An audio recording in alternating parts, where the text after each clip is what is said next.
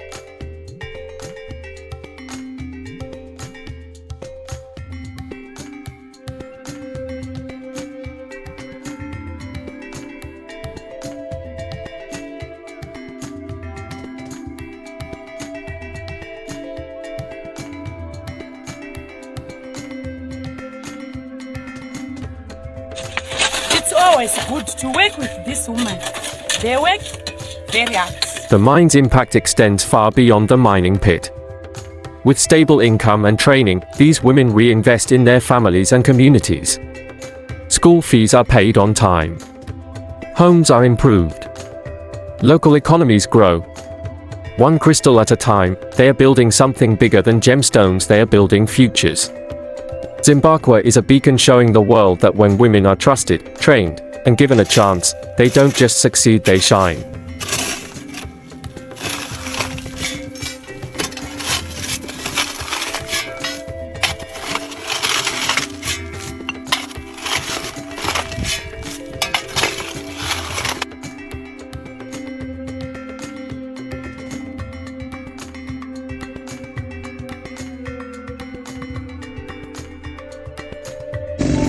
We mine aquamarine.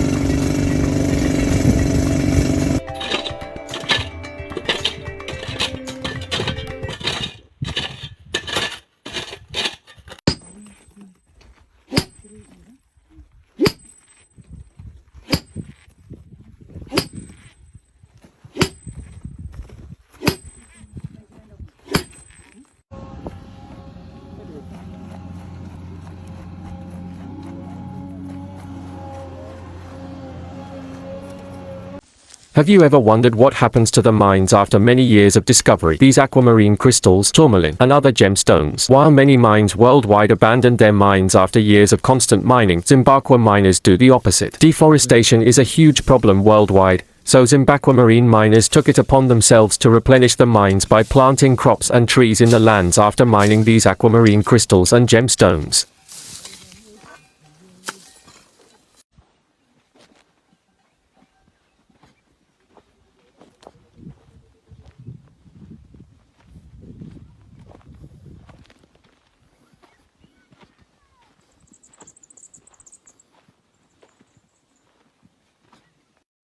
This is a Zimbaqua garden.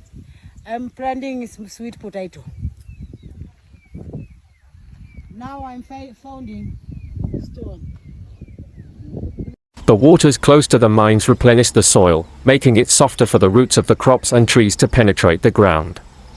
You can see that birds are singing in the background, which tells more about the environment around the Zimbaqua mines, which also means that the air around and close to the mines is breathable for living beings. While some of the Zimbaqua miners fetch water from the lake near the mine, other miners prepare and plan the construction of the Zimbaqua mine office using the rocks from the aquamarine mining sites. The final result of the construction will amaze you because it shows how amazing these women are and will also encourage other women to believe in themselves and be aware of the hidden potential within them. If given the chance, they can work wonders for the betterment of the future.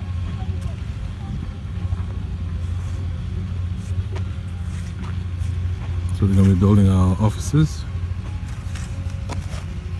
using rock from the mine that came out of the blasting.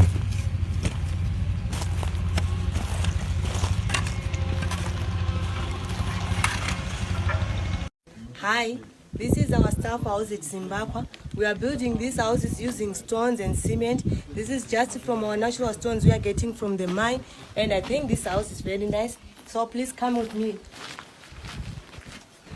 Here is this part.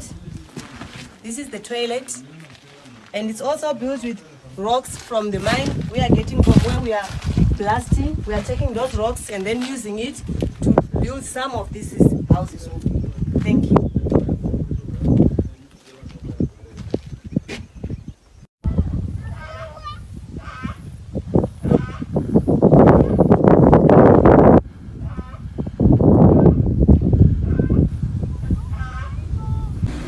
From the dust of the mine to the cutting table, the journey of aquamarine now enters its most delicate phase, the transformation from raw crystal to shimmering gem. Polishing a gemstone is a science, an art, and a conversation between human and mineral. And here at Zimbaqua, it's all done by the very same women who helped bring the stones to the surface.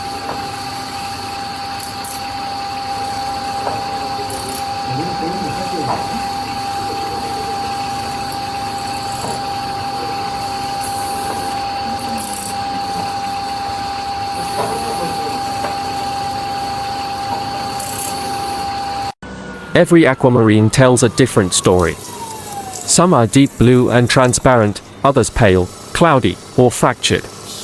The cutters must decide how to honor the stone's shape while maximizing its brilliance and weight. With each slice, she's removing history, shaving away the outer shell that's protected the gem for millions of years. One wrong cut, and the value, the beauty, can be lost forever.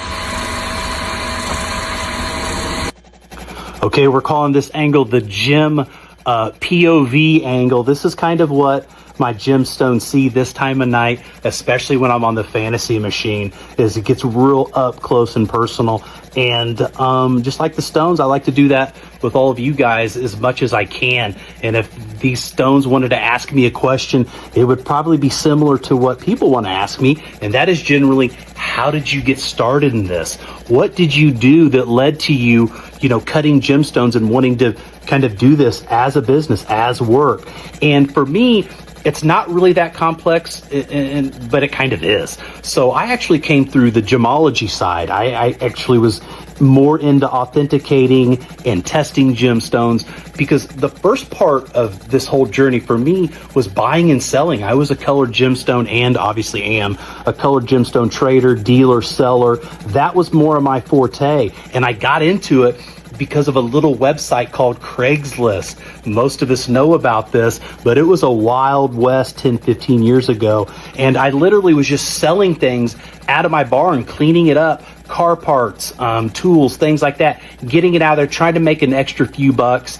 And somebody approached me and was like, hey, do you like colored gemstones? And for me, I didn't know. Like, I knew I loved jewelry. That was a gift from my mother. Thank you, Mother. Jewelry, yeah, gemstones, they go hand in hand, right? Like, I gotta love them. So yeah, sure. I took a little leap of faith, so to speak. But I did know early on that I had to be able to authenticate these things. And that's where the gemology side came in. But that's when I also got that little taste of, ooh, I got this treasure. I got this thing, this little vibe of, I don't know what these are, but I might be rich. This might be crazy. I mean, I might have stumbled upon a hidden treasure somewhere. And so I got that little feeling that all of us gemmos get. We get these, little things. We don't know what they are. We know what they are. We have big hopes, but it's always that not knowing, that thrill of discovery. And I felt it. The bug had bitten me, and that was when I was all in.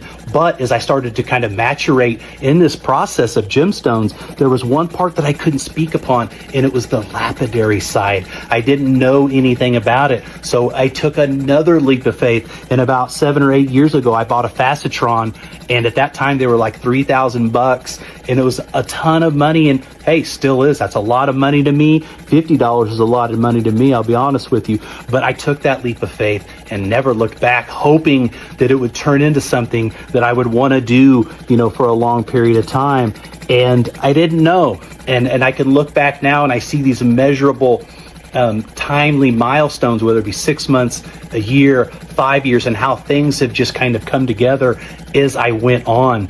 And they did. And I look back on it and I'm able to proceed now because of the people that are pioneering it. So much good talent coming in. And when I can, being a vessel for people that have questions. And that's just what I hope that it keeps doing, is I'm able to keep learning in that way. And I'm quite sure that I will.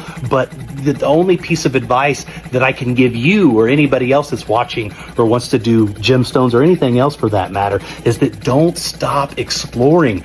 Don't stop. If you feel like you've mastered something, that's a problem. If you feel like you're really good at something, that's a problem, because you should always be challenging yourself, because if you're not going to get your full measure of ability. And that's just what I do. I try to do things that are a little out of my comfort zone. I'm not really the best at it, but I want to try it, even if it comes to, ridicule from others. Don't give a shit, for real. I really don't. But I want to feel that uncomfortableness. And if I feel like I'm getting something down a little bit too well, I know it's time to move on. So that's my only piece of advice to you guys. Try something different. Always try new things.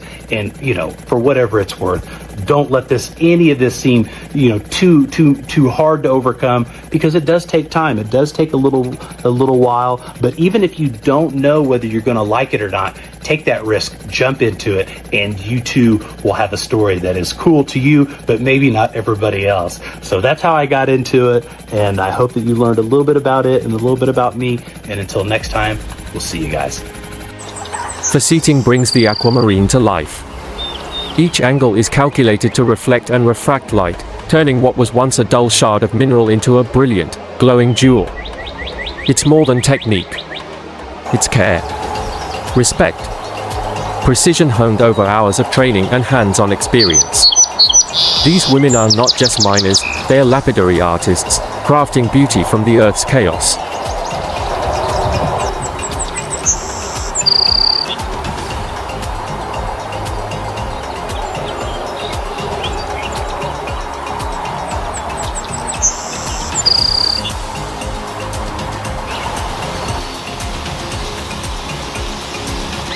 And when the final facet is set, when the stone flashes in the light for the first time, that's the moment. That's when the Earth's hidden brilliance is fully revealed. But this gem's journey doesn't end here. Now, it must leave the hills of Zimbabwe and find its way to the world.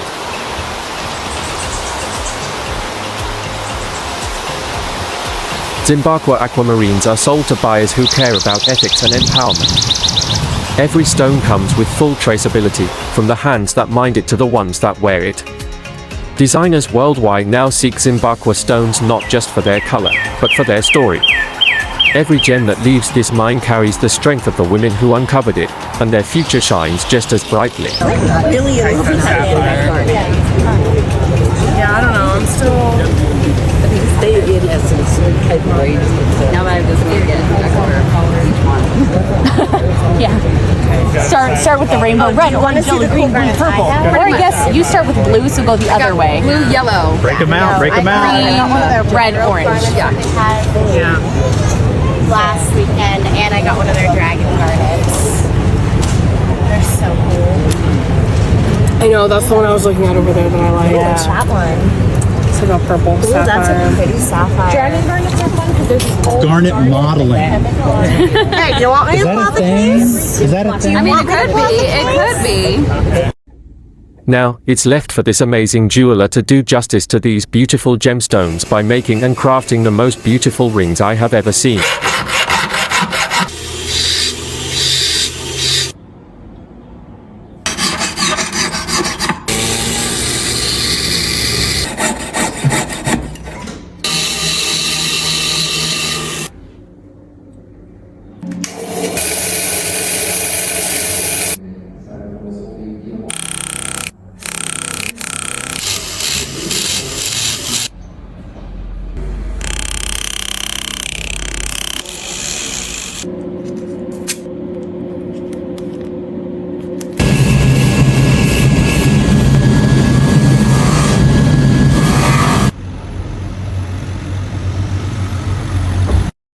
Subscribe for more videos like this.